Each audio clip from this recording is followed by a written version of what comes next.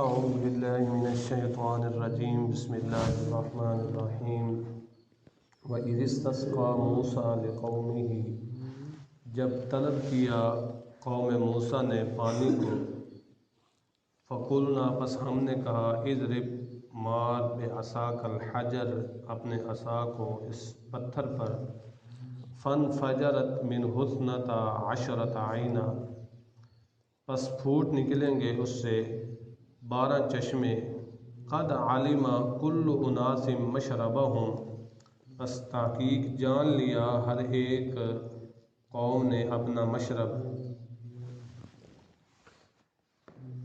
یہ بنی اسرائیل کے انعامات اور ان کی ناشکریاں اور ان کے اوپر اللہ تعالیٰ کے عفو درگزر کا تذکرہ چل رہا ہے۔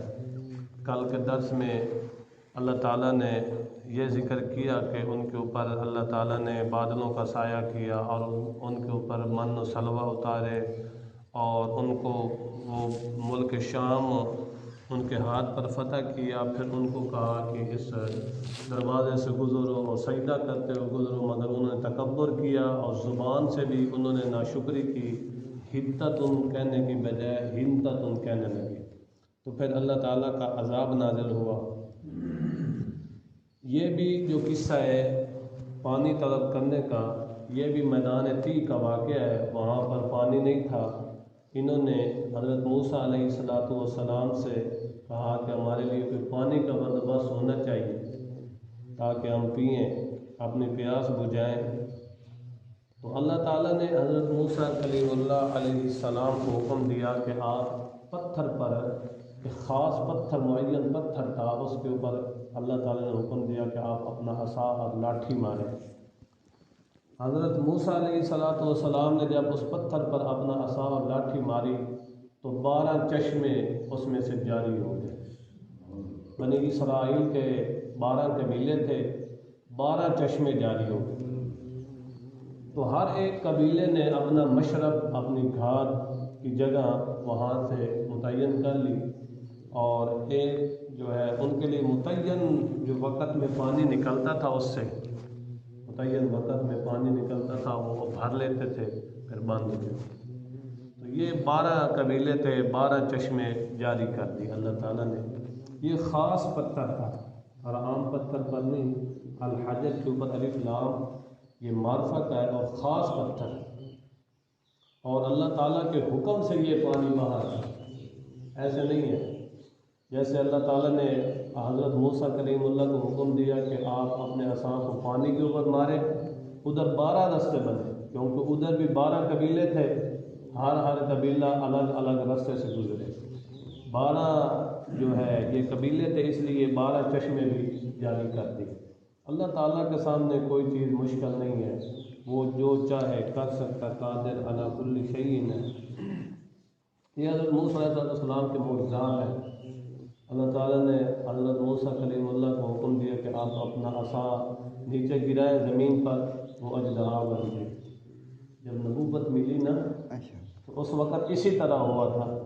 جب نبوت ملی اللہ تعالیٰ نے کہا، موسیٰ علیہ السلام ڈر گئے، اور اللہ تعالیٰ نے فرمایا اس کو پکڑو۔ جب پکڑا تو پھر وہی لاٹھی عصا۔ بعض اوقات معجزہ ظاہر ہو جاتا ہے، پیغمبر کو پتہ بھی نہیں ہوتا، اور معجزہ جو ہوتا ہے یہ انبیاء کے ہاتھ کے اوپر ظاہر ہوتا ہے، اس کا اظہار انبیاء کے ہاتھ کے اوپر ہوتا ہے۔ طاقت اللہ تعالیٰ کی ہوتی ہے۔ نبی پاک صلی اللہ تعالیٰ علیہ وسلم نے ایسے چاند کی طرف انگلی کی تو 2 ٹکڑے ہو گئے۔ یہ پیغمبر کی صداقت کے لیے ہوا کرتے ہیں، انبیاء علیہ السلام کی صداقت کے لیے، ان کے سچا ہونے کے لیے یہ دلائل اور معجزات ہوتے ہیں، تاکہ جو کافرین، معاندین، مشرکین ان کو یقین آ جائے۔ اسی طرح نبی پاک صلی اللہ علیہ وسلم نے ایسے اپنی انگلیاں کی، ان میں سے چشمے جاری ہو گئے۔ یہ پتھر سے چشمے جاری ہو رہے ہیں، اور ادھر نبی پاک صلی اللہ علیہ وسلم کے انگلیوں سے پانی جاری ہو رہا ہے، چشمے جاری ہو رہے ہیں۔ پھر یہ سوال اٹھا، آیا زمین پر کون سا پانی افضل ہے؟ زمین پر کون سا پانی افضل ہے؟ آیا وہ پانی افضل ہے جو حضرت اسماعیل نے اپنی ایڑیاں رگڑیں تو پانی جاری ہوا وہ افضل، یا حضرت ایوب علیہ السلام نے اپنی ایڑی رگڑی 2 چشمے جاری ہوئے وہ پانی افضل؟ سمجھ آ رہی نا؟ یا جو ہے حضرت موسیٰ کلیم اللہ کے جو پتھر کے اوپر عصا مارا وہ چشمے جاری وہ پانی افضل، زمزم کا پانی افضل، کون سا پانی افضل؟ جواب اس کا یہی ہے کہ جو نبی پاک صلی اللہ علیہ وسلم کے انگلیوں سے جاری ہو، کیونکہ نسبت وہاں پر کیا ہے؟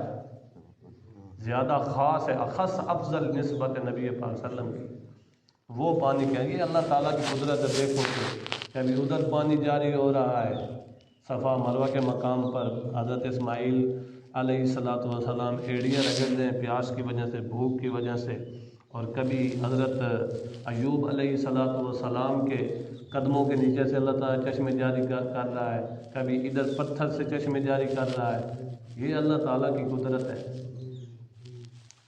اب یہ دیکھو ہم زمین سے جتنا بھی پانی نکالیں یہ پانی کم ہونے میں نہیں آتا، جتنا بھی نکال لیں ٹیوب ویل سے، جتنے بھی ایک جگہ پہ 1000 لگا دے 10,000 لگا دے مگر پھر بھی پانی کم نہیں ہوگا، اور پانی کے اوپر اللہ تعالیٰ نے زمین کو بچھا دیا۔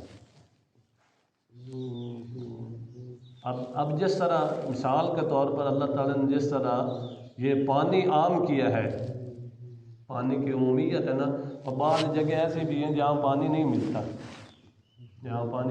میسر نہیں کرتا، مگر یہ عمومی طور پر پانی عام ہے۔ اسی طرح اللہ تعالیٰ پانی کے لیے پانی کی طرح کوئی اور چیز عام کر دے تو اس کے سامنے کوئی مشکل نہیں تھا۔ باقی یہ سارا نظام کائنات اللہ تعالیٰ نے اسباب کے تحت جوڑا ہے، اسباب کے تحت۔ اگر ایک مثال کے طور پر سارے ہی امیر ہوتے، سارے ہی دولت مند ہوتے تو یہ خدمت کون کرتا؟ کپڑے کون سلائی کرتا؟ جوتیاں کون سلائی کرتا؟ کپڑے کون دھوتا؟ یہ سارے جتنے ہیں یہ مکان کون تعمیر کرتا؟ سمجھ آ رہی یہ بات کی نہیں؟ یعنی سارا نظام عالم کائنات اللہ تعالیٰ نے اسباب کے تحت جوڑا ہے۔ اللہ تعالیٰ چاہتا تو سب کو دولت مند بنا دیتا، مگر اللہ تعالیٰ نے کچھ کو دولت مند رکھا، کچھ کو متوسط درجے پر رکھا، کچھ کو اس سے نیچے رکھا، تاکہ ایک دوسرے سے کیا کرے؟ تعاون اور مدد لے۔ ہاں تو بات چل رہی تھی، اللہ تعالیٰ نے 12 چشمے جاری کر دیے تاکہ ہر ایک فریق، ہر ایک قبیلہ اپنا جو ہے مشرب وہ جان لے۔ اللہ تعالیٰ نے حکم دیا کلوا واشربوا من رزق اللہ، اللہ تعالیٰ کے رزق میں سے کھاؤ اور پیو، ولا تعثوا فی الارض مفسدین، زمین میں فساد مت پھیلا۔ اب جو اللہ تعالیٰ کا کھا کر، اللہ تعالیٰ کا دیا ہوا وجود، اللہ تعالیٰ کا دیا ہوا آسمان، اللہ تعالیٰ کی دی ہوئی زمین، اللہ تعالیٰ کے تمام کے تمام انعامات دیے ہوئے کھا کر پھر اللہ تعالیٰ کی زمین پر اللہ کے نظام کو قبول نہیں کرتا، اللہ تعالیٰ کی نافرمانیاں کرتا اور شر و فساد زمین پر پھیلاتا ہے، تو اس نے اپنے مالک کا شکر ادا نہیں کیا، نہ شکری کی ہے۔ اللہ تعالیٰ نے اسی کی طرف اشارہ فرمایا کہ وَلَا تَعْثَوْا فِي الْأَرْضِ مُفْسِدِينَ، زمین میں مت فساد برپا کرو۔ آگے جب یہ بنی اسرائیل، یہ بڑی لوڈی قسم کی قوم تھی بنی اسرائیل، اللہ تعالیٰ نے ان کے لیے مان و سلوہ کا انتظام کیا، ادھر پانی کا انتظام کیا۔ اب یہ موسیٰ علیہ السلام سے کہنے لگے کہ اے موسیٰ، یہ جو ایک طرح کا صبح شام ہم کھانا کھاتے ہیں نا ہر روز، من اور سلوہ، اس کے اوپر ہمارا جو ہے نا نظام نہیں چلتا۔ لن نصبر علی طعام واحد، ہم اس کے اوپر صبر نہیں کریں گے۔ فادع لنا ربک، اپنے رب سے دعا کرے، یخرج لنا مما تنبت الارض من بقلها وکسائها وفومها وعدسها وبصلها، اپنے رب سے دعا کریں کہ وہ ہمارے لیے زمین سے ترکاریوں کا انتظام کرے، سبزیوں کا انتظام کرے، پیازوں کا انتظام کرے، دال کا انتظام کرے، لہسن کا انتظام کرے، اسی کی طرح اشارہ ہے۔ حضرت موسیٰ کلیم اللہ علیہ السلام نے فرمایا کیا تم بہتر چیز کے بدلے میں ادنا چیز لینا چاہتے ہو؟ اتستبدلون الذی هو ادنی بالذی هو خیر، خیر کے بدلے میں ادنا چیز کا مطالبہ کرتے ہو؟ کیا اس کو تبدیل کرنا چاہتے ہو؟ خیر کے بدلے میں ادنا چیز لینا چاہتے ہو؟ حالانکہ دیکھو نا کہ وہ من و سلوہ بغیر کسی محنت و مشقت کے ان کو مل جاتے تھے، اور اللہ تعالیٰ کی طرف سے وہ چیزیں تھیں، انعامات تھے ان کے لیے، تو پھر انہوں نے ناشکری کی۔ اللہ تعالیٰ نے فرمایا اہبطوا مصرا فإن لکم ما سألتم، پھر کسی شہر میں چلے جاؤ، وہاں جو تم نے مانگا تمہارے لیے وہ مل جائے۔ آگے اللہ تعالیٰ نے فرمایا ضربت علیہم الذلۃ والمسکنہ فباؤوا بغضب من اللہ، ان کے اوپر ذلت رسوائی ڈال دی گئی، اور مسکن محتاجی، اور ان کے اوپر فقیری ڈال دی گئی، فقر و فاقہ اور ذلت اور رسوائی، وباؤوا بغضب من اللہ، اللہ تعالیٰ کے غضب کے مستحق ٹھہرے۔ یہ کیوں ہوا؟ ذالک بانہم کانوا یکفرون بآیات اللہ، وہ اللہ تعالیٰ کی آیات کا انکار کرتے تھے، وَيَقْتُلُونَ النَّبِيِّينَ بِغَيْرِ الْحَقِّ، وہ انبیاء کو کیا کرتے تھے؟ قتل کرتے تھے، اور ناحق قتل کرتے تھے۔ ذَلِكَ بِمَا عَصَوْا وَكَانُوا يَعْتَدُونَ، وہ حد سے تجاوز کرتے تھے۔ دیکھو کہ اللہ تعالیٰ کے انعامات کی نہ قدری کرنا، نہ شکری کرنا، ہمیشہ کے لیے ان کے اوپر ذلت اور مسکنت ڈال دی گئی، اور اللہ تعالیٰ کے غضب کے مستحق ٹھہرے۔ اور اس لیے ہر حال میں اللہ تعالیٰ کا شکر ادا کرنا چاہیے۔ آگے اللہ تعالیٰ نے ان کی ایک یہ ذکر کی ہے حرکت کہ وہ انبیاء کو قتل کرتے تھے۔ ایک تو یہ ہے کہ انبیاء کی دعوت کو ٹھکرا دیا۔ موسیٰ کلیم اللہ علیہ السلام اللہ کے نبی تھے نا، ان کی دعوت کو کیا کر دیا؟ ٹھکرا دیا۔ کبھی کچھ کیا، کبھی کوئی عادت کر دی، کبھی کوئی حرکت کر دی، کبھی کوئی خباثت کر دی، کبھی کوئی مطالبہ کر دیا۔ یہ کیا ہے؟ دعوت کو ٹھکرانا ہی ہے نا۔ کبھی کہنا کہ ہم جب تک اللہ تعالیٰ کو نہیں دیکھیں گے اس وقت ہم نہیں مانیں گے، تو یہ کیا ہے؟ نہ شکری ہے، نہ فرمانی ہے، ضد ہے، تکبر ہے۔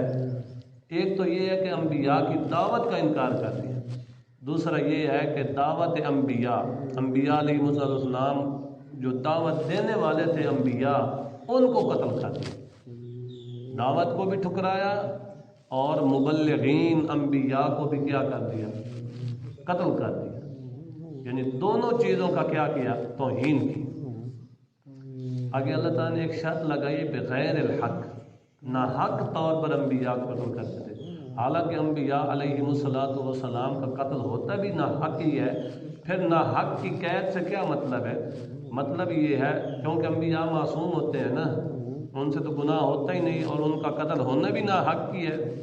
تو اس کا جواب یہ ہے بغیر الحق کی قید لگانے سے مطلب یہ ہے کہ ان کا انبیاء کا قتل کرنا اتنا جرم عظیم ہے، اس لیے اللہ تعالیٰ نے بغیر الحق کی قید لگائی، یعنی ان کو قتل کرنا بہت بڑا جرم ہے، اس لیے اللہ تعالیٰ نے بغیر الحق کی قید لگائی۔